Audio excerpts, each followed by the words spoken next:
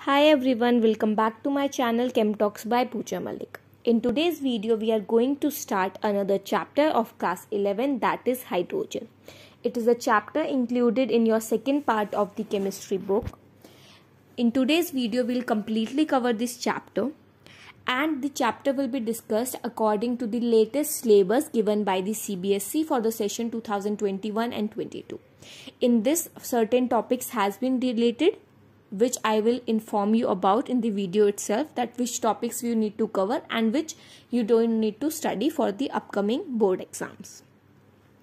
Okay, so kindly watch the video and subscribe to my channel, and if you find the video useful, kindly give it a like and share it with your friends.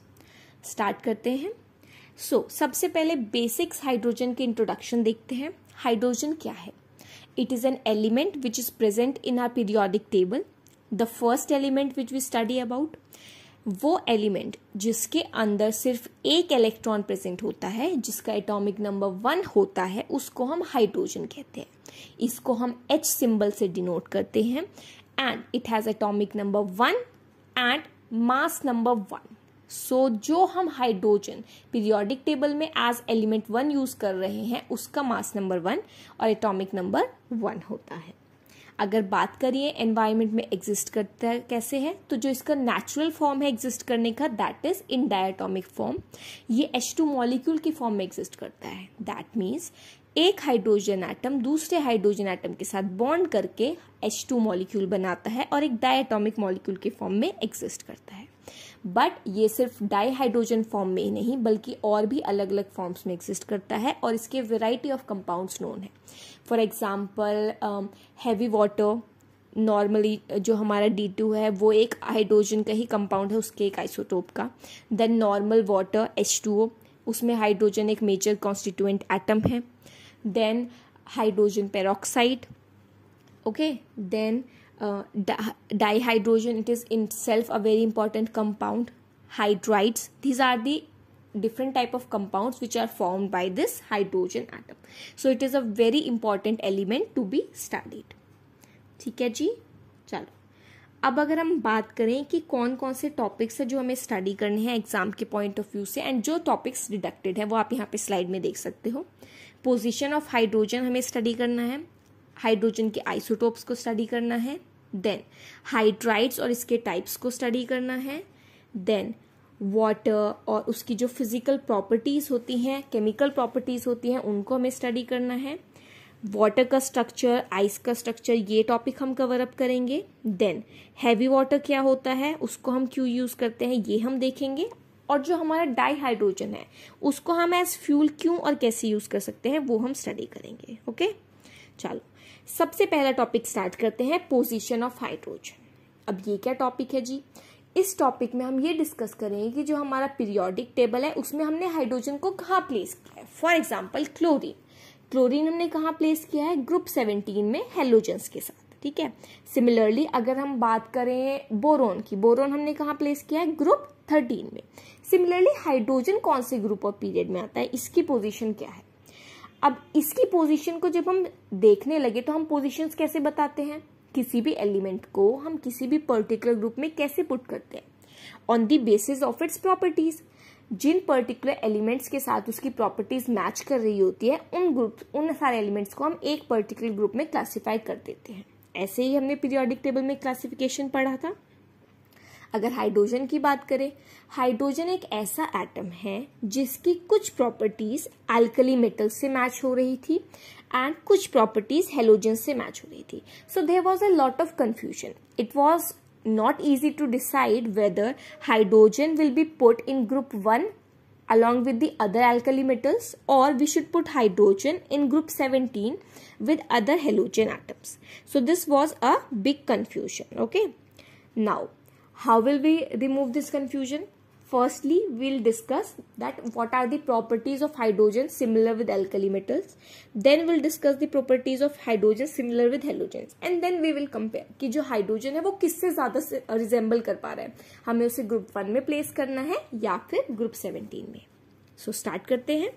Firstly देखते हैं similarity of hydrogen with alkali metals. So जब सबसे basic similarity है इन दोनों में वो है configuration.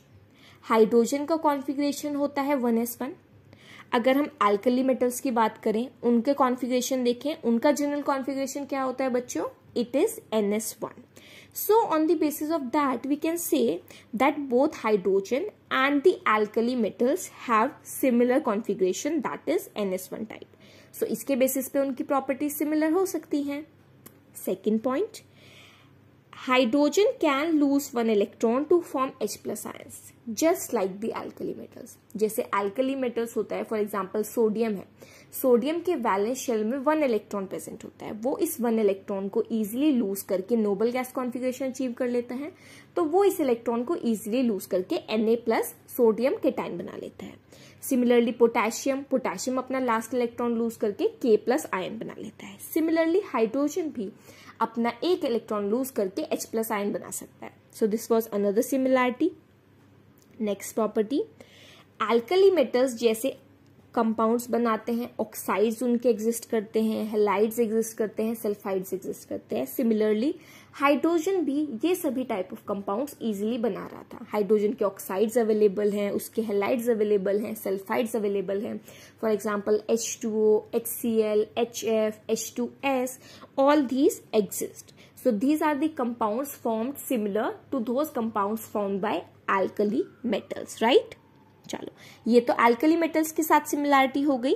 अब हम देखेंगे कि हाइड्रोजन की हेलोजेंस के साथ कौन कौन सी प्रॉपर्टीज मैच कर रही थी।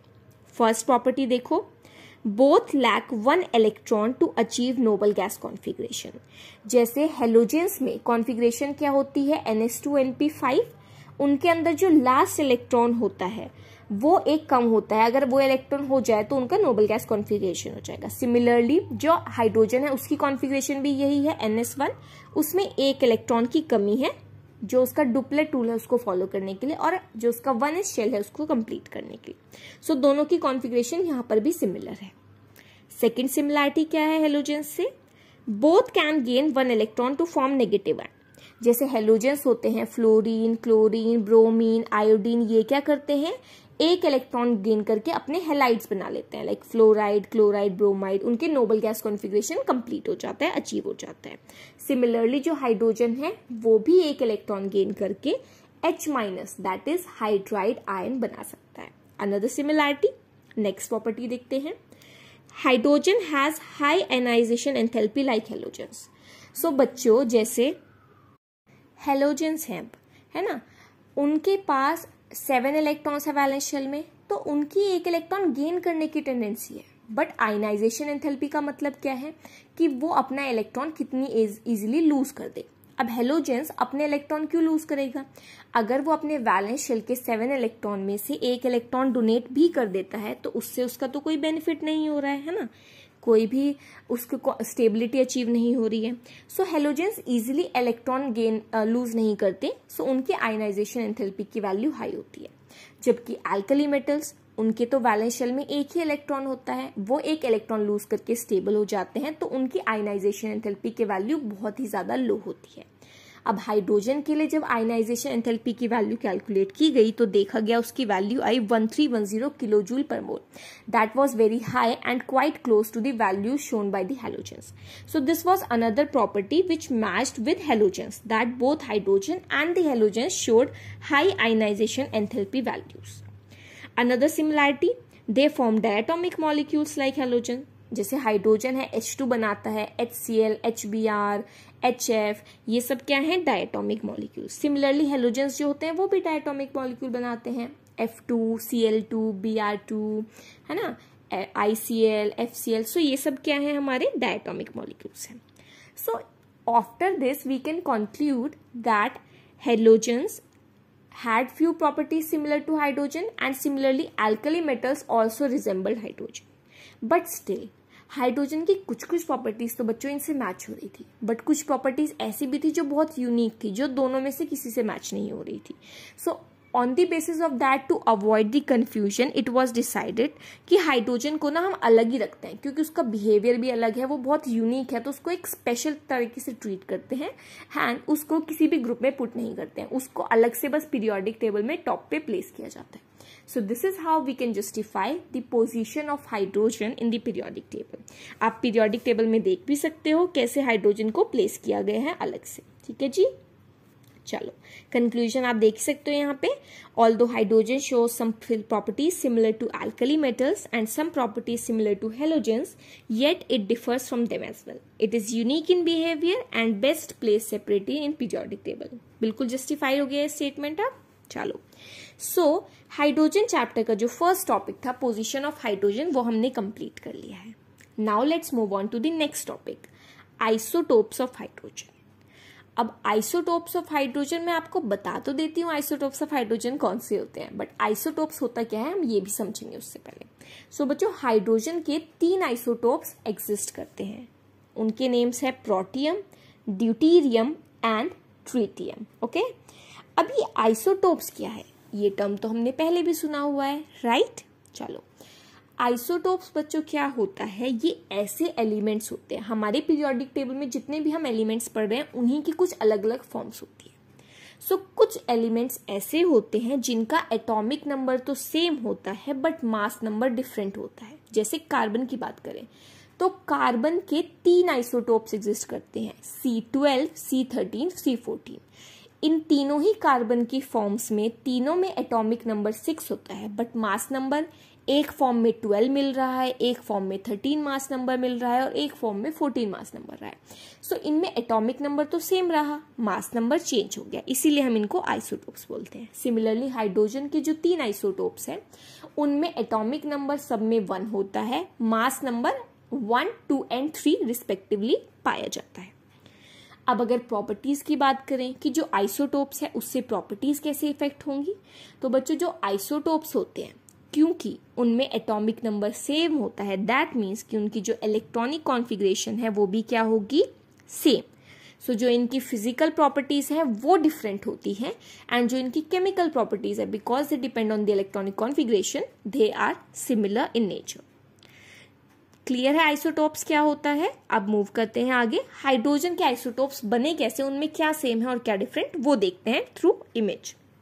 सो सबसे पहले देखो हम यहाँ पे क्या शो कर रहे हैं, 3 हमारे पास एटम्स हैं, तीनों एलिमेंट है हाइड्रोजन के, तीनों में एक एक इलेक्ट्रॉन प्रेजेंट है, ठीक है, क्योंकि एटॉमिक नंबर सेम है। सिमिलरली एटॉमिक नंबर क्या होता है, it is equal to number of proton equal to number of electrons in a neutral atom. So यहाँ पे प्रोटॉन्स भी तीनों ही एटम्स में कितने होंगे, 1 ईच। सो हमने व्हाइट सर्कल से तीनों प्रोटॉन्स को डोनेट कर दिया और ग्रीन सर्कल से तीनों इलेक्ट्रॉन्स को डिनोट कर दिया। ओके, अब अगर हम देखें कि जो डिफरेंस क्रिएट हो रहा है वो कहाँ हो रहा है, भाई प्रोटियम, ड्यूटीरियम, ट्रिटियम तीनों में इलेक्ट्रॉन भी सेम है, प्रोटॉन भी सेम है, तो चेंज क्या हो रहा है कि मास नंबर चेंज हो रहा है। We have studied this in class 10 that mass number is equal to the sum of atomic number plus sum, sorry it is equal to sum of protons plus neutrons. वैसे atomic number भी हम use कर सकते हैं because it is equal to the number of protons, right. चलो so mass number क्या है, protons plus neutrons. अब प्रोटियम, ड्यूटीरियम और ट्रिटियम तीनों में प्रोटॉन्स तो सेम है, दैट मीन्स कि वो चेंज नहीं कर रहा है मास नंबर को। मास नंबर को इफेक्ट कौन कर रहा है, the second term, right, that is number of neutrons. So protium, deuterium, tritium के आप तीनों के स्ट्रक्चर्स में कंपैरिजन करो, तीनों में एक एक इलेक्ट्रॉन प्रेजेंट होगा, एक एक प्रोटॉन प्रेजेंट होगा और न्यूट्रॉन्स का नंबर चेंज होगा। फॉर एग्जाम्पल प्रोटियम जिसका मास नंबर 1 होता है उसमें कोई भी न्यूट्रॉन प्रेजेंट नहीं है। ड्यूटीरियम जिसका मास नंबर क्या है 2, तो उसमें एक प्रोटॉन और एक न्यूट्रॉन है जिससे मास नंबर 2 बन गया। Tritium mass number 3, that means उसमें एक प्रोटॉन है जो कि फिक्स्ड है और 2 न्यूट्रॉन्स प्रेजेंट होंगे तभी सम 3 आ रहा है। वैल्यूज भी आप देख सकते हो, प्रोटियम में इलेक्ट्रॉन 1, प्रोटॉन 1, न्यूट्रॉन 0। ड्यूटीरियम में इलेक्ट्रॉन 1, प्रोटॉन 1, न्यूट्रॉन 1। ट्रिटियम में इलेक्ट्रॉन 1, प्रोटॉन 1, न्यूट्रॉन 2। ओके, चलो अब इसी को आप सिंबल्स में कैसे डिनोट करोगे, हमें पता है हम कैसे भी एक एलिमेंट को रिप्रेजेंट करते हैं, सेंटर में उसका सिंबल लिखते हैं और उसके सबस्क्रिप्ट में हम एटॉमिक नंबर लिखते हैं और सुपरस्क्रिप्ट में मास नंबर, वही यहाँ पे डिनोट किया है। प्रोटियम में देखो hydrogen, atomic number 1, mass number 1। Deuterium में hydrogen, atomic number 1, mass number 2। Tritium में hydrogen, atomic number 1 and mass number 3। This is how you can easily differentiate between the three isotopes of the hydrogen atom. With this, our second topic is also complete. Now let's move on to another important topic, hydrides. बच्चों hydride से पहले अगर आप NCERT text book को आप refer करोगे तो उसमें उससे पहले एक इम्पॉर्टेंट टॉपिक भी दिया हुआ था, dihydrogen, preparation, properties and uses of dihydrogen. But इस टर्म में सीबीएसई ने वो आपके सिलेबस से कट किया हुआ है, तो उसको हम इस पर्टिकुलर वीडियो में कवर अप नहीं कर रहे हैं. We are moving on to the next topic which is coming in your syllabus, that is hydrides and its types. Start करते हैं.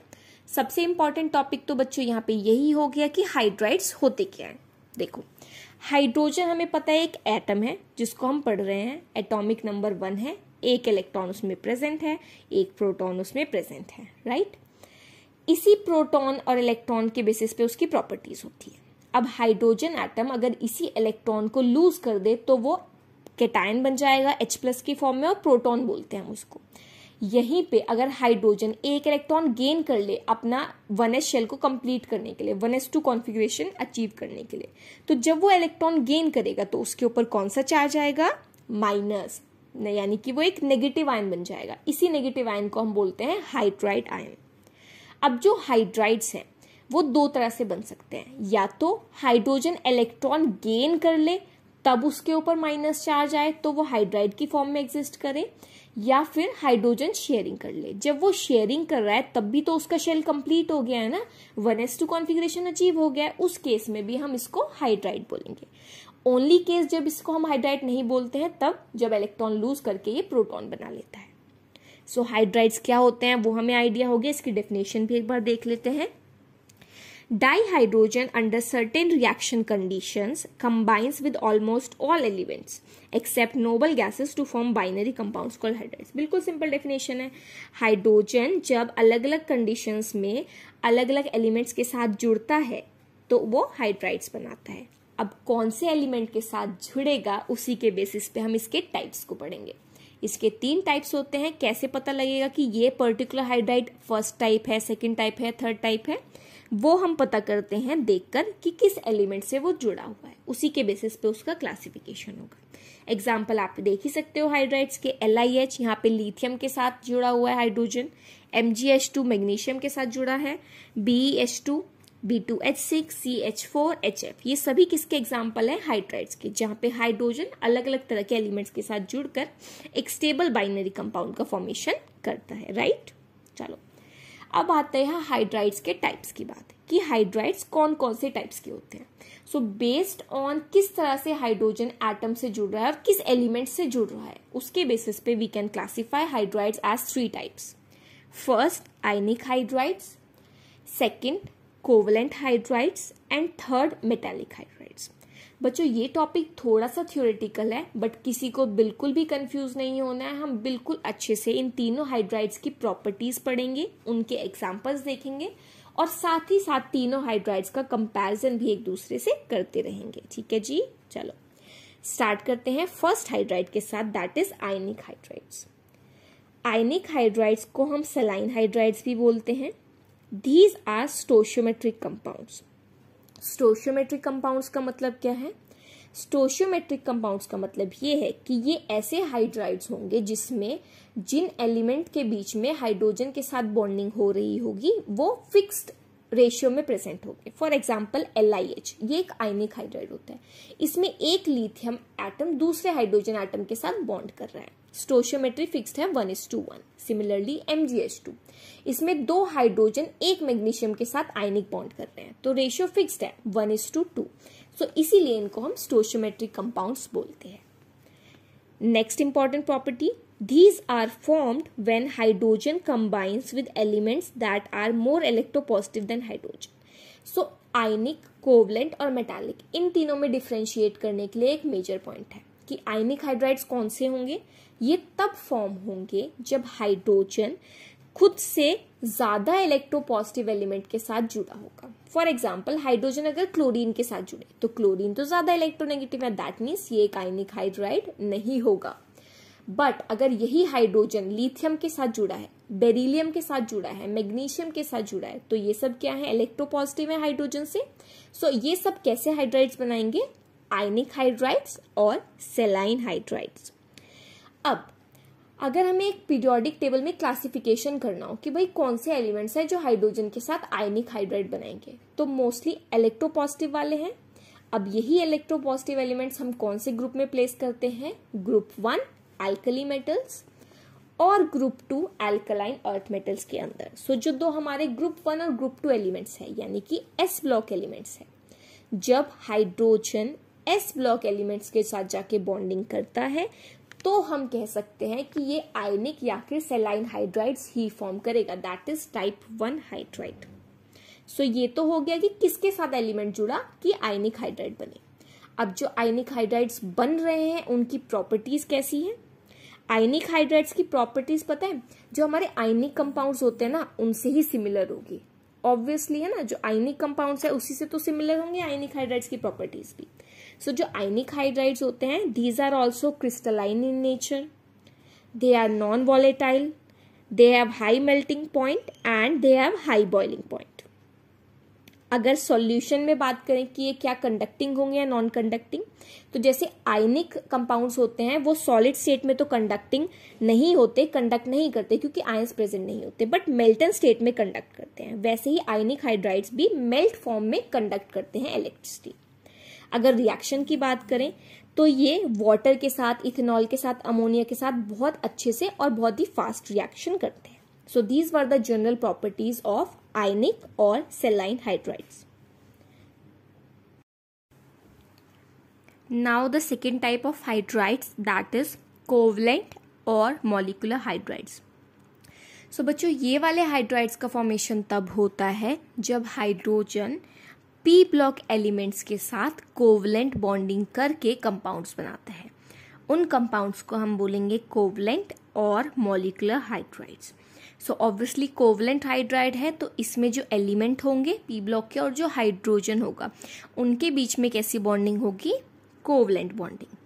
अब क्योंकि जो कोवलेंट बॉन्डिंग हो रही है सो ये हम इसको अगर सॉल्युबिलिटी चेक करेंगे तो अगर हम आयनिक हाइड्राइड्स की सॉल्युबिलिटी चेक करते because they are polar in nature तो उनकी सॉल्युबिलिटी होती पोलर सॉल्वेंट्स में। यहाँ पे कोवलेंट हाइड्राइड्स कौन से सॉल्वेंट्स में सॉल्युबल होंगे, ऑर्गेनिक सॉल्वेंट्स में, for example benzene, carbon tetrachloride etcetera. Okay, properties की बात करें तो इसकी जैसे कोवलेंट बॉन्ड्स के कंपाउंड प्रॉपर्टी शो करते हैं वैसे ये हाइड्राइड्स भी शो करेंगे। They will be volatile in nature, they will have low melting point, they will have low boiling point etc. Okay, अब ये तो हो गई कुछ जनरल प्रॉपर्टीज। अब बच्चों जो कोवलेंट हाइड्राइड्स होते हैं डिपेंडिंग कि वो पी ब्लॉक में भी जो हमारे ग्रुप होते हैं ना, पी ब्लॉक में ग्रुप 13, 14, 15, 16, 17, 18, सो हाइड्रोजन इनमें से किस ग्रुप के एलिमेंट्स के साथ बॉन्ड कर रहा है उसके बेसिस पे फर्दर हम हाइड्राइड्स को 3 तरह से क्लासीफाई कर सकते हैं, electron deficient hydrides, electron precise hydrides and electron rich hydrides. First बच्चों सबसे इंपॉर्टेंट इनमें आपको देखने वाली चीज ये है कि जो इनका नेम है उसी से आप इनको सजेस्ट करके इनके एग्जाम्पल तक सोच सकते हो कि हम किस हाइड्राइड की बात कर रहे हैं। फॉर एग्जाम्पल अगर हम बोले इलेक्ट्रॉन डेफिशिएंट हाइड्राइड तो इसमें कोई ऐसा हाइड्राइड होगा यानी कि जो हाइड्रोजन है वो किसी ऐसे एलिमेंट के साथ जुड़ रहा होगा जो हाइड्रोजन से बॉन्डिंग करने के बाद भी इलेक्ट्रॉन डेफिशिएंट ही रह जाएगा, मतलब उसके पास इलेक्ट्रॉन्स की कमी होगी। इलेक्ट्रॉन प्रिसाइज हाइड्राइड्स वो होंगे जिसमें जब हाइड्रोजन के साथ सेंट्रल एटम बॉन्ड करेगा तो जितने उसे इलेक्ट्रॉन की रिक्वायरमेंट होगी उसकी वो उस पर्टिकुलर कंपाउंड में पूरी हो रही होगी, वो होगा electron precise hydride. And electron rich hydride वो होगा जिसमें हाइड्राइड्स में बॉन्डिंग होने के बाद भी सेंट्रल एटम के पास एक्सेस इलेक्ट्रॉन प्रेजेंट होंगे। ओके, चलो अब इनके एग्जांपल्स देखते हैं। The first one electron deficient hydrides, इसका एग्जांपल है BH3 दैट इज बोरेन। यहाँ पर बच्चों जो हमारा सेंट्रल एटम है बोरोन वो जुड़ा होता है हाइड्रोजन से। सो बोरोन 3 हाइड्रोजन एटम से अटैच्ड है थ्रू 3 कोवलेंट बॉन्ड्स। सो अभी बोरोन के पास शेयरिंग के बाद टोटल कितने इलेक्ट्रॉन्स प्रेजेंट हैं, 6। एंड ऑक्टेट में होने कितने चाहिए थे 8। दैट मीन्स बोरोन ने बॉन्डिंग कर तो जरूर ली हाइड्रोजन के साथ, हाइड्राइड्स का फॉर्मेशन हो भी गया, but still it is electron deficient in nature. So this is an example of electron deficient hydrides. Moving on to the second type, that is electron precise hydrides. इसका example है methane. Methane में अगर आप देखो जो carbon है वो 4 hydrogen से 4 कोवलेंट बॉन्ड्स के थ्रू बन रहा है ना कंपाउंड. यहाँ पे कार्बन की वैलेंसी पूरी हो रही है और उसका ऑक्टेट भी कंप्लीट है. इस केस में हम बोलेंगे कि इस हाइड्राइड को हम इलेक्ट्रॉन प्रिसाइज हाइड्राइड्स में क्लासिफाई कर सकते हैं, बिकॉज कार्बन को जितने इलेक्ट्रॉन्स चाहिए थे उतनी उसकी रिक्वायरमेंट एग्जैक्ट इलेक्ट्रॉन्स की वजह से पूरी हो चुकी है. The third type of covalent hydride is electron rich hydrides. So इसका सबसे बेसिक एग्जाम्पल है अमोनिया, जिसको हम काफी बार स्टडी भी करते हैं. हमें पता है अमोनिया क्या होता है, एक इलेक्ट्रॉन रिच मॉलिक्यूल है. कैसे? देखो, नाइट्रोजन है, उसने अपने 3 इलेक्ट्रॉन शेयर करके हाइड्रोजन के साथ 3 बॉन्ड्स बना लिए एंड NH3 एक स्टेबल कंपाउंड बन गया. स्टिल अभी भी नाइट्रोजन के पास 2 electron in the form of lone pairs present हैं, जो उसको इलेक्ट्रॉन रिच बनाता है एंड वो इन 2 इलेक्ट्रॉन्स को फर्दर अभी भी बॉन्डिंग में यूज कर सकते हैं. That is why we can classify ammonia as an electron rich molecule. और ये बिल्कुल बेसिक नेचर है कि जो हमारे इलेक्ट्रॉन डेफिशिएंट होंगे क्योंकि उनके पास इलेक्ट्रॉन की कमी है, तो that is why they will behave as Lewis acids because they can accept electrons. Whereas यहाँ पे जो हमारे इलेक्ट्रॉन रिच हाइड्राइड्स होंगे उसमें क्योंकि इलेक्ट्रॉन एक्सेस है, so they can behave as Lewis base and they can donate their electrons to some other element or compound. Okay, so now हम अभी हाइड्राइड्स पे डिस्कशन कर रहे थे. आयनिक हाइड्राइड्स हमने डिस्कस कर लिया, हम कोवलेंट हाइड्राइड्स डिस्कस कर रहे थे, जिसके फर्दर 3 टाइप्स भी हमने डिस्कस कर लिए. Now we'll move on to the third type of hydride, that is metallic और इंटरस्टिशियल और नॉन स्टोशियोमेट्रिक हाइड्राइड. अब इस हाइड्राइड्स के इतने सारे नाम क्यों हैं, इनको हम देखते हैं. Metallic hydrides. सो इस पर्टिकुलर को हमने मेटालिक हाइड्राइड इसलिए क्लासिफाई किया बच्चों क्योंकि इसके अंदर जो हमारा हाइड्रोजन होगा हाइड्राइड के फॉर्म में वो मेटल के साथ बॉन्ड कर रहा होगा, मेटालिक लैटिस में प्रेजेंट होगा. ओके, अब ये कौन से मेटल्स होंगे? S ब्लॉक एलिमेंट्स के मेटल हमने यूज कर लिए हैं, P ब्लॉक में नॉन मेटल्स होते हैं. तो जो हमारे बाकी बचे हुए D and F block elements, that is transition and inner transition elements जो होते हैं वो मेटालिक हाइड्राइड्स बनाते हैं.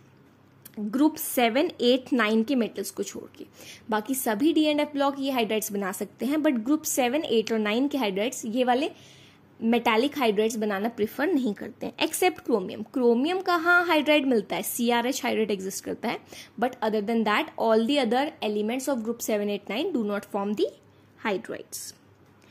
अच्छा, ये तो जस्टिफाई हो गया मेटालिक क्यों बोला. नेक्स्ट पॉइंट आया कि हम इसको इंटरस्टिशियल हाइड्राइड क्यों बोल रहे हैं बच्चों. इसका रीजन ये है जिस तरह से इसका फॉर्मेशन होता है. आयनिक हाइड्राइड्स का फॉर्मेशन कैसे होता है? आयनिक बॉन्डिंग से. कोवलेंट हाइड्राइड्स का फॉर्मेशन कैसे होता है? कोवलेंट बॉन्डिंग से. एंड जो ये मेटालिक हाइड्राइड है या फिर जिसको हम इंटरस्टिशियल हाइड्राइड्स बोल रहे हैं, इनका फॉर्मेशन होता है जब एक मेटल के लेडिस में जो एम्प्टी स्पेसेस होते हैं, जो वॉइड्स होते हैं, जो इंटरस्टिसेस होते हैं, वहां पर हाइड्रोजन अपनी जगह बना लेता है. When the hydrogen occupy the empty spaces or interstices of the metal lattice, then we can classify it as a type of metallic hydride or interstitial hydride. इसको आप नेक्स्ट स्लाइड में इमेज में भी देख सकते हैं. यहाँ पे जो आपको ग्रे वाले एटम्स दिख रहे हैं, those are the atoms of metal. So ये पूरा मेटल का लेटिस है जो ग्रे एटम्स से बना हुआ है. इसमें आप देखो कहीं कहीं पे एम्प्टी स्पेस है. उसी एम्प्टी स्पेस में इंटरस्टिसेस में हाइड्रोजन आके उसको ऑक्यूपाई कर लेता है और अपना स्पेस बना लेता है. सो यही क्या है एग्जाम्पल ऑफ मेटालिक हाइड्राइड. अब इसका एक और नाम भी तो है, नॉन स्टोशियोमेट्रिक हाइड्राइड. ये क्यों बच्चों? इसको हम नॉन स्टोशियोमेट्रिक हाइड्राइड क्यों बोलते हैं? रीजन बीइंग कि जो हमारे आयनिक हाइड्राइड्स थे, कोवलेंट हाइड्राइड्स थे, उसमें तो स्टोशियोमेट्री फिक्स थी. जैसे BeH2 है, उसमें हमें पता था कि एक बेरिलियम 2 हाइड्रोजन के साथ बॉन्ड कर रहा है 1:2 के रेशियो में. LiH है, एक लिथियम एक हाइड्रोजन के साथ जुड़ेगा तो LiH बन जाएगा. मतलब in the bonding and the formation of LiH hydride, each lithium atom would bond with each hydrogen atom 1:1 के रेशियो में. बट यहाँ पे आप एग्जाम्पल देखो इन हाइड्राइड्स के, यहाँ पे आप देखोगे जैसे फर्स्ट है LaH 2.87. सो यहाँ पे जो लेंथनम का 8 एटम है, अगर हम लेटिस में, लेंथेनम के लेटिस में देखें, स्पेसेस में, इंटरस्टिसेस में जब हाइड्रोजन ऑक्यूपाई कर चुका है तो उस टाइम पे अगर हमने इनकी स्टोशियोमेट्री कैलकुलेट करने की कोशिश की तो देखा गया that each lanthanum atom was associated with 2.87 hydrogen atom, यानी कि यहाँ पे स्टोशियोमेट्री फिक्स नहीं थी, ये हमें कैलकुलेट करके हमने निकाली तो ये फ्रैक्शंस में आ रही थी। सो किसी में भी अगर हाइड्राइड का आपको एग्जांपल दिया है, आपको चूज करना है that which one of the following is metallic hydride or interstitial hydride, तो आप कैसे चूज करोगे, आप उसकी स्टोशियोमेट्री चेक कर लोगे, ठीक है। जिसमें स्टोशियोमेट्री नहीं मेंटेन होगी, जो नॉन स्टोशियोमेट्रिक हाइड्राइड होगा, वही इसका फाइनल आंसर होगा। ओके, चलो एग्जांपल्स आप देख ही सकते हो, काफी सारे एग्जांपल यहाँ पे लिखे हुए हैं। सो हाइड्रोजन का अमाउंट वेरी कर रहा है एज कम्पेयर टू जो मेटल है, जैसे LaH में हाइड्रोजन ज्यादा है, एक्सेस में है, वेयर एज NiH जहाँ पे हाइड्रोजन 0.6 से 0.7 अमाउंट में वेरी कर रहा है फॉर ईच निकल एटम, है ना। सो यहाँ पे hydrogen is lesser as compare to the amount of nickel, so ये वेरिएशन आ सकता है because it is non stoichiometric in nature. General properties की बात करें, these are generally brittle solids, these are good conductors of electricity, most hydrides are harder than their parent atom, मतलब parent metal जैसे हमारे lanthanum से comparison करें तो lanthanum hydride ज्यादा हार्ड होगा, have metallic appearance obviously because contains metal lattice। चलो, so with this we have completed the types of hydrides। Now let's move on to our next topic, that is water। सो अब जो next important topic है उसमें हम water के बारे में थोड़ा जनरल सा पढ़ेंगे, जो हमें पता ही है एनवायरनमेंट से रिलेटेड, सराउंडिंग से रिलेटेड हम पढ़ते हैं दैट वाटर हमारे लिए बहुत इंपॉर्टेंट सोर्स है, ह्यूमन बींग्स के लिए, प्लांट्स के, एनिमल्स के सर्वाइवल के लिए, एक्वेटिक लाइफ सारी उसी के जैसे एग्जिस्ट कर रही है। हमारी जो ह्यूमन बॉडी है खुद की, उसमें 70% बॉडी हमारी ह्यूमन की वाटर से कंस्टिट्यूटेड होती है। वाटर के बिना एग्जिस्ट करना पॉसिबल नहीं है, सर्वाइवल पॉसिबल नहीं है, right. So obviously it is a very important constituent. अब वाटर का मॉलिक्यूलर फॉर्मूला हमें पता ही है, H2O है, इसीलिए क्योंकि वाटर का एक इंपॉर्टेंट एलिमेंट हाइड्रोजन होता है, इसीलिए हम इसको यहाँ पे इस चैप्टर में स्टडी कर रहे हैं। अब हम पर्टिकुलरली डिस्कस करेंगे वाटर की कुछ फिजिकल प्रॉपर्टीज एंड उसका स्ट्रक्चर। सो फिजिकल प्रॉपर्टीज की बात करें तो वाटर कलरलेस होता है, टेस्टलेस होता है, ऑर्डरलेस होता है, we know this. And water हमें पता है इसमें हाइड्रोजन बॉन्डिंग भी होती है वाटर मॉलिक्यूल्स के बीच में, ये हमने केमिकल बॉन्डिंग यूनिट में पढ़ा था, बिल्कुल लास्ट टॉपिक जो था हाइड्रोजन बॉन्डिंग, है ना। उसमें हमने डिस्कस किया था कि इंटरमॉलिक्यूलर हाइड्रोजन बॉन्डिंग होती है, एक वाटर मॉलिक्यूल का हाइड्रोजन दूसरे वाटर मॉलिक्यूल के ऑक्सीजन के साथ इंटरेक्ट कर रहा होता है, उनके बीच में एक बहुत ही strong force of attraction develop होती है जिसको हम हाइड्रोजन बॉन्डिंग बोलते हैं। वाटर का फ्रीजिंग पॉइंट काफ़ी हाई होता है, बॉइलिंग पॉइंट हाई होता है, इसकी थर्मल कंडक्टिविटी हाई होती है, सरफेस टेंशन हाई होती है। सो इसकी कुछ बेसिक फिजिकल प्रॉपर्टीज है। It is an excellent solvent, बहुत इंपॉर्टेंट है। लैब में हम जो भी रिएक्शन करते हैं, अगर हमारा कोई सॉलिड कंपाउंड है तो उसके लिए हमें एक सॉल्वेंट का प्रेजेंस होना जरूरी है। अगर सॉल्वेंट ना हो तो हम उसको रिएक्शन में पार्टिसिपेट कैसे कराएंगे, है ना। सो वाटर बहुत अच्छा सॉल्वेंट होता है, इसमें मोस्ट ऑफ दी हम कंपाउंड्स को डिजोल्व कर पाते हैं, मोस्टली फंक्शनल ग्रुप इसमें डिजोल्व हो जाते हैं। नाउ स्ट्रक्चर ऑफ वाटर, अगर हम स्ट्रक्चर की बात करें तो जैसे कि आप इमेज में देख सकते हो, ये वाटर का स्ट्रक्चर होता है। अब वाटर का स्ट्रक्चर ऐसा क्यों होता है, इसके लिए हमने अलग अलग थ्योरीज भी पढ़ी थी केमिकल बॉन्डिंग चैप्टर में। वेस्पर थ्योरी पढ़ी थी जिसमें इसको बॉन्ड पेयर और लोन पेयर के बेसिस पे जस्टिफाई किया गया था कि जो वाटर होता है उसमें ऑक्सीजन के पास 2 बॉन्ड पेयर और 2 लोन पेयर होते हैं, जिसकी वजह से जो इसकी शेप होती है वो बेंट शेप होती है एंड इसमें जो बॉन्ड एंगल है वो 104.45 डिग्री होता है because of the repulsion of the lone pair on the oxygen atom. Okay, then उसके बाद हमने इसको हाइब्रिडाइजेशन से भी एक्सप्लेन किया था। इनवैलेंस बॉन्ड थ्योरी कैसे एक्सप्लेन किया था कि जो वाटर में ऑक्सीजन होता है उसकी हाइब्रिडाइजेशन sp3 होती है जो टेट्राहेड्रल ज्योमेट्री के लिए होती है, बट सिंस इसमें 2 लोन पेयर्स प्रेजेंट है सो इसकी ज्योमेट्री तो टेट्राहेड्रल होती है, but because of the presence of those lone pairs its shape is bent, जैसे कि आपको स्ट्रक्चर में दिख भी रहा है, और बॉन्ड एंगल 104.45 डिग्री होता है। सो ये जनरल स्ट्रक्चर ऑफ वाटर है। वाटर के स्ट्रक्चर से रिलेटेड एक और इम्पॉर्टेंट पॉइंट जो उसकी प्रॉपर्टी है दैट इज उसकी पोलैरिटी। जो वाटर मॉलिक्यूल होता है that is polar in nature. ये पोलैरिटी कैसे डेवलप होती है ये भी हमने चैप्टर 4 में डाइपोल मोमेंट टॉपिक में पढ़ा था। दैट अगर हम इसका स्ट्रक्चर देखें तो जो ऑक्सीजन सेंट्रल एटम है वो ज्यादा इलेक्ट्रोनेगेटिव है एज कम्पेयर टू हाइड्रोजन। सो वो हाइड्रोजन से इलेक्ट्रॉन डेंसिटी अपनी तरफ खींचेगा ऑक्सीजन पे पार्शियल नेगेटिव चार्ज, हाइड्रोजन पे पार्शियल पॉजिटिव चार्ज डेवलप होगा। सिमिलरली दूसरा हाइड्रोजन भी इलेक्ट्रॉन डेंसिटी अपनी दे देगा ऑक्सीजन को, तो ऑक्सीजन पे पार्शियल नेगेटिव और हाइड्रोजन पे पार्शियल पॉजिटिव चार्ज डेवलप होगा। With this oxygen has now accumulated negative charge and both hydrogen has accumulated positive charge. And we know dipole कैसे होता है, पोलैरिटी हम कैसे शो करते हैं, जिस साइड नेगेटिव चार्ज होता है उस साइड एरो शो करते हैं और दूसरी साइड टेल। सो यहाँ पे आप नेक्स्ट डायग्राम में देख भी सकते हो कि कैसे हमने पोलैरिटी को शो किया है। सो इसका जो नेट डाइपोल मूवमेंट है that is upwards towards the oxygen, दोनों बॉन्ड्स का, है ना।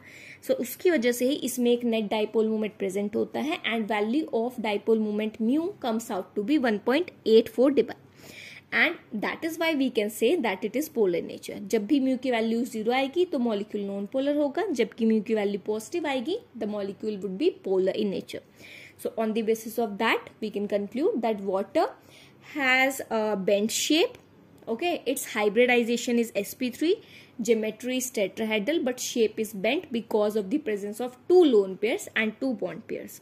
It is a polar molecule and has a dipole moment of 1.84 dB. These are the properties related to the structure of water. अब water के structure का comparison हम थोड़ा सा स्ट्रक्चर ऑफ आइस से करेंगे, ठीक है। अब आइस में क्या होता है, यही है कि यही H2O के मॉलिक्यूल्स एक दूसरे से जुड़े हुए हैं, बट यहाँ पे एक बहुत ही अच्छा ऑर्डर्ड 3 डायमेंशनल अरेंजमेंट होता है और सारे वाटर मॉलिक्यूल्स एक दूसरे से हाइड्रोजन बॉन्डिंग के थ्रू जुड़े होते हैं in the structure of ice. आप आइस का स्ट्रक्चर देख भी सकते हो। इसमें जो हमारा आपको फर्स्ट स्ट्रक्चर दिख रहा है, इसमें जो रेड वाले आपको एटम्स दिख रहे हैं those are oxygen and yellow वाले क्या है, हाइड्रोजन। सो अगर आप किसी भी एक ऑक्सीजन एटम को पिक कर लो, सो आप देखोगे कि उसके अराउंड हर oxygen atom individually further 4 oxygen atom से टेट्राहेड्रली अटैच होता है। This is how the structure of ice looks like. तो आइस के स्ट्रक्चर के बारे में आपको बस इतना ही जानना है कि इसमें भी क्या होता है, जो वाटर मॉलिक्यूल्स होते हैं एक दूसरे से हाइड्रोजन बॉन्डिंग के थ्रू जुड़े होते हैं और हर oxygen atom further 4 oxygen atom से टेट्राहेड्रली जुड़ा होता है। इसी पैटर्न से हमारा क्या बन जाता है, स्ट्रक्चर ऑफ आइस। और इनके बीच में जो ऑक्सीजन एटम्स के बीच में डिस्टेंस होता है दैट इज 276 पिकोमीटर। ओके जी, चलो, with this structure of ice is complete. This is the structure of ice as you can see.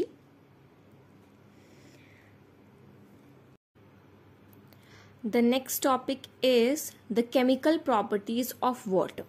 Okay, so now if we talk about its chemical properties, we are going to discuss here 4 chemical properties of water. We'll discuss its amphoteric nature, how it is involved in the redox reaction, how water gets oxidized and reduced, how it helps in doing hydrolysis reaction and hydrate formation. So talking about the first reaction, amphoteric nature. ये term हमने तब सुना था जब हम class 10th में amphoteric oxides की बात करते थे। हम कह रहे थे कि जो मेटल ऑक्साइड्स होते हैं, they are some metal oxides which reacts with both acids and bases. That means कि वो bases और acids दोनों की properties show कर रहे हैं, है ना, तभी opposite nature वाले के साथ reaction कर रहे हैं। So they had amphoteric nature. Similarly, water also has amphoteric nature. That means it has the ability to act as an acid as well as a base. ठीक है जी, इसलिए हम उसको एम्फोटेरिक बोल रहे हैं। अब वाटर बेस कैसे बन रहा है, वाटर एसिड कैसे बन रहा है, इसको प्रूव करने के लिए कोई ना कोई रिएक्शन ऐसी होनी चाहिए जिसमें वो ये रिएक्शन शो कर रहा हो, ये नेचर ऑब्जर्व कर पाए हम। सो रिएक्शन देखते हैं जी। फर्स्ट रिएक्शन देखो जहां पे water as a base act कर रहा है, ठीक है। HCl plus H2O on reaction forms H3O plus plus Cl minus ions। So इस रिएक्शन में क्या हो रहा है, 2 हमारे रिएक्टेंट है, HCl और H2O। अब HCl तो हमें फॉर श्योर पता ही है कि ये एसिडिक नेचर शो करेगा, इसके पास प्रोटॉन है, H प्लस आयन प्रेजेंट है। सो HCl हो गया एसिड। अब HCl के साथ रिएक्ट करने वाला वाटर क्या यहाँ बेस की तरह एक्ट कर रहा है या नहीं, ये हमें जस्टिफाई करना है। देखते हैं, जब HCl रिएक्शन कर रहा है तो रिएक्शन के बाद किस में कन्वर्ट हो गया, Cl माइनस में। दैट मीन्स कि HCl ने अपना प्रोटॉन डोनेट कर दिया। एंड एसिड्स एंड बेसिस को डिफाइन करने वाला ये बहुत ही इंपॉर्टेंट कॉन्सेप्ट है that If a substance donates proton, it is classified as an acid, and if a substance accepts protons, it is classified as a base. So यहाँ पे HCl क्योंकि proton donate कर रहा है, H प्लस आयन दे के Cl minus में convert हो रहा है, so we can say that HCl is behaving as an acid. अगर हम दूसरा कंपोनेंट देखें वाटर H2O, वो किस में कन्वर्ट हो गया, H3O प्लस आयंस में. दैट मीन्स अब इस वाटर मॉलिक्यूल ने एक H प्लस आयन को गेन कर लिया और H3O प्लस हाइड्रोनियम आयन बना लिया है. So since water has gained a proton, that's why water here is acting as a base. तो हमने जस्टिफाई कर दिया कि भाई जो वाटर है वो बेस की तरह काम कर सकता है. अब हम जस्टिफाई तो एम्फोटेरिक नेचर करना चाहते हैं. दैट मीन्स कि हमें ये भी जस्टिफाई करना होगा बच्चों कि जो वाटर है वो एसिड भी बन सकता है कुछ रिएक्शंस में. कब बनेगा, जब कोई उसके प्रेजेंस में स्ट्रॉन्ग बेस हो, जैसे अमोनिया. रिएक्शन देखते हैं.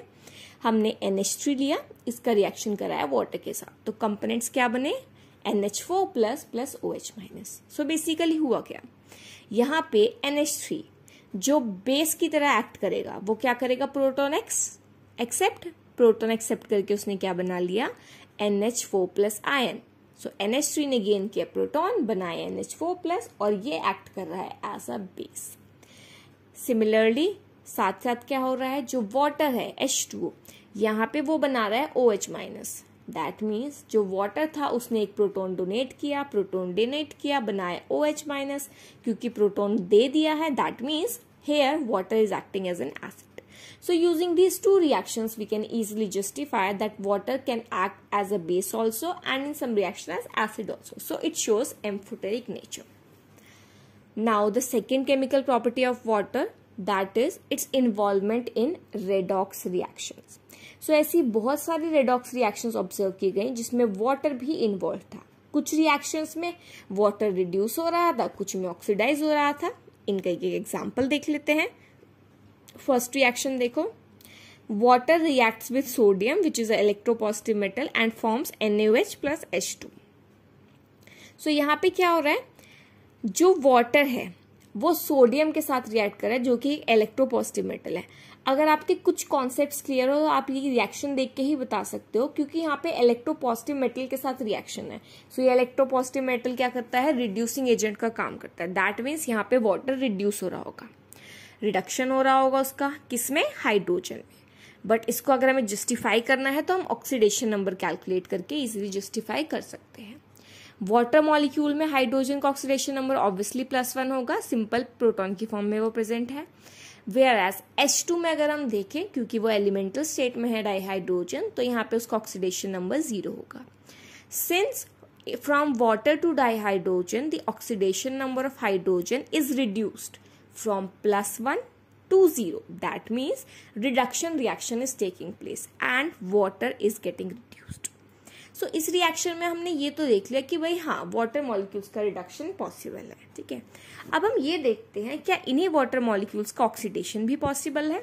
चेक करते हैं एक रिएक्शन से. नेक्स्ट रिएक्शन देखो, वाटर का रिएक्शन फ्लोरीन के साथ, प्रोडक्ट्स क्या बने, H plus F minus and oxygen.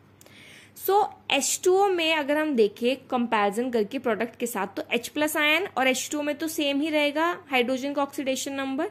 सो उनको तो हम कंपेयर नहीं कर सकते. ऑक्सीजन का चेक करते हैं.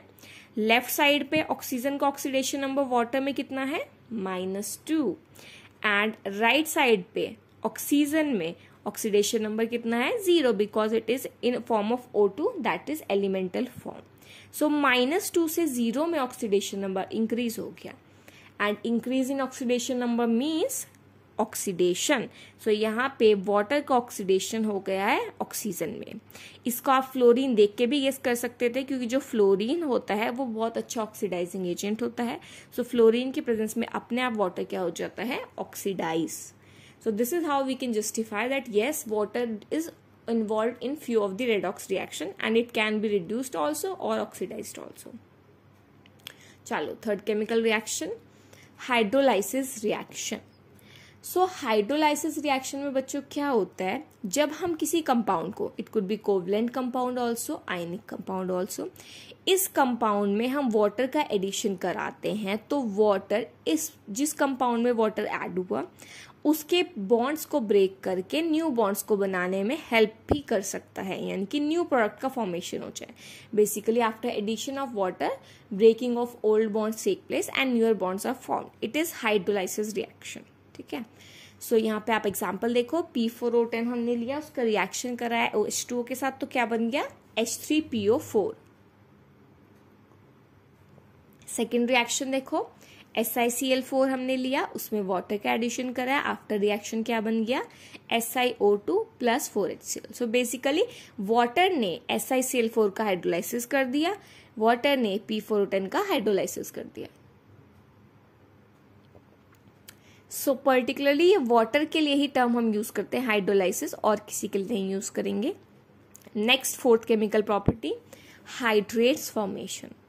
बच्चों हाइड्रेट क्या होता है, बेसिकली किसी भी कंपाउंड में अगर water as it is added हो, उसके molecules as it is present हो, तो उसको हम कहते हैं hydrate.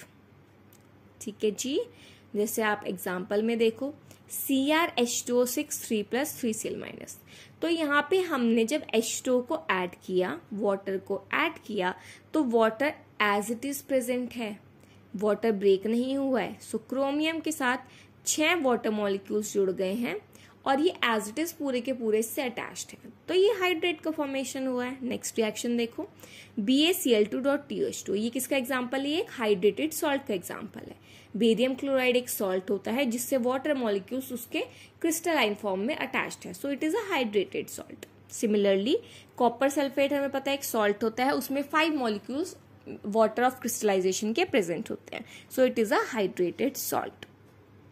So these were the all chemical properties of water. Now the next a very small short topic, heavy water.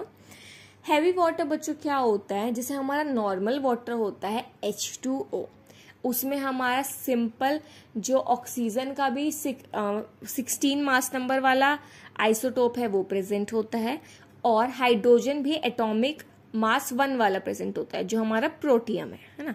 But अगर इसी प्रोटियम को हम ड्यूटेरियम से रिप्लेस कर दें तो क्या बन जाएगा DTO, इसी को हम हैवी वाटर बोलते हैं। हैवी वाटर बेसिकली हमने वैसे ही इसका नेम पुट कर दिया क्योंकि कंपेयर टू प्रोटियम जो उसका सेकंड आइसोटोप है ड्यूटेरियम, क्योंकि मास नंबर 2 बढ़ गया, पहले 1 था प्रोटियम में, ड्यूटेरियम में 2 हो गया, सो मास नंबर इंक्रीज हो गया, वो हैवी हो गया होगा obviously water molecule as compare to H2O, D2O का मास ज्यादा होगा, इसीलिए we call it heavy water. Physical properties काफी सिमिलर है वाटर से, it is colourless, tasteless, odourless, but इसके यूजेस काफी है।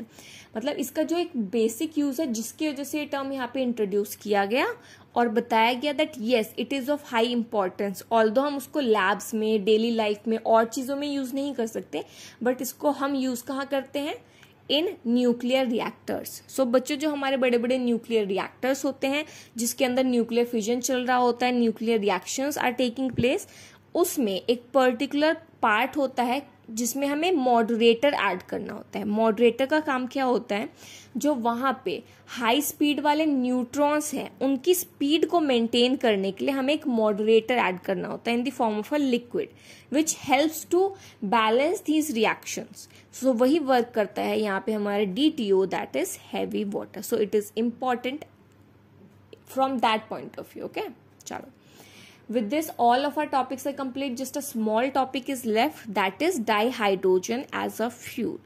So बच्चों जो हमने स्टार्टिंग में बिल्कुल डिस्कस किया कि जो हाइड्रोजन होता है वो अपनी लेट्स से कि मॉलिकुलर फॉर्म में एग्जिस्ट किस में करता है, as H2, that is dihydrogen. So उसको अब डिस्कवरी हुई है काफी कि उसको हम एज फ्यूल भी यूज कर सकते हैं। जैसे नॉर्मली अभी हम क्या यूज करते हैं फ्यूल में, पेट्रोलियम यूज करते हैं, डीजल यूज करते हैं for automobiles, otherwise energy generate करने के लिए हम वुड भी यूज करते हैं, नेचुरल गैस भी यूज करते हैं, compress natural gas also we are using as fuel. So इसी की जगह क्या हम डाईहाइड्रोजन को एज फ्यूल यूज कर सकते हैं, इस पे काफी रिसर्च हुआ है एंड इसके काफी सारे एडवांटेजेस देखने को मिले हैं जिसके बेसिस पे we can say that yes we can use dihydrogen as a fuel. ये एडवांटेजेस क्या है, सबसे पहले कि जो डाईहाइड्रोजन होता है जब उसका कंबशन होता है तो इसमें बहुत ज्यादा लार्ज क्वांटिटी में हीट रिलीज होती है। हम पेट्रोल, डीजल, नेचुरल गैस इनको भी तो ऐसे ही यूज करते हैं कि जब इनका कंबशन होता है तो large amount of heat is released. Similarly dihydrogen में भी काफी एनर्जी रिलीज होती है, इनफैक्ट पेट्रोल से भी काफी ज्यादा एनर्जी ये कंबशन के बाद रिलीज करता है। so we can utilize that energy. Another important point is it is pollution free.